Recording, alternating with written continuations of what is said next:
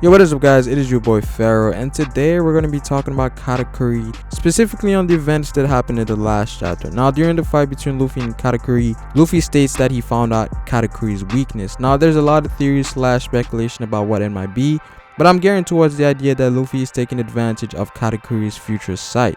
Now, there's a misconception where people think this is one problem, the future ability that Katakuri has. If you take a what Luffy states in this chapter, Luffy hints at Katakuri not using two abilities that he displayed in the previous chapters. His foresight ability, as Luffy said, he didn't dodge the attack, but also the fact that Katakuri also lost his intangibility, as Luffy said he was even able to get a hit in. Now, it's weird that Katakuri couldn't use his foresight, but also the fact that he lost his intangibility, as Luffy was able to hurt him in this chapter. The only logical answer to say at this point is that they are correlated. Perhaps Katakuri's foresight gives him the ability to become immune to haki imbued attacks, so when he loses his foresight, his ability to become intangible would also be lost, as it relies on his foresight.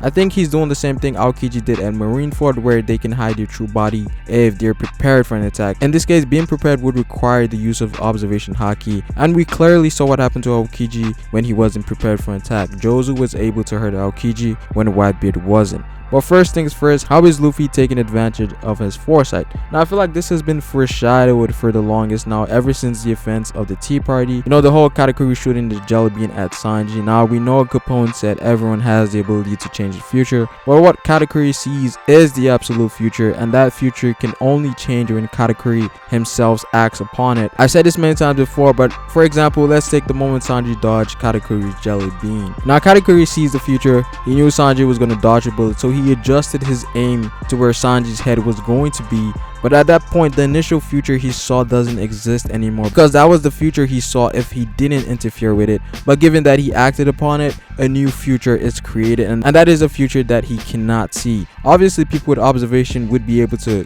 counter this to some extent. So in other words, Katakuri cannot see a future that he interacts with. While it's not invincible in the aspects of attacking someone, given that attacking would cause the future to change, it's almost invincible if taken into a defensive form, such as using your intangibility to hide your body away from, line of fire, given that he does not interfere with the future. But now that Katakuri is actively trying to attack Luffy, he doesn't know the exact outcome. So what Luffy does is cross counters by hitting Katakuri at the same time Katakuri attacks. I think it's hard for Katakuri to keep his intangibility while attacking, as it's more of a defensive thing. And as I said earlier, if Katakuri attacks, the future changes. I notice how in every situation that Katakuri remained intangible are situations where he's kept in a more still position, and I think this is a case where observation is used in conjunction with a low gear like Devilfruit like Katakuri. So essentially what Luffy has to do is attack Katakuri when Katakuri is attacking him, to counter his foresight at the same time countering his intangibility. And I think this is how Luffy is going to be able to combat Katakuri's future sight and his intangibility at the same time, because they are correlated.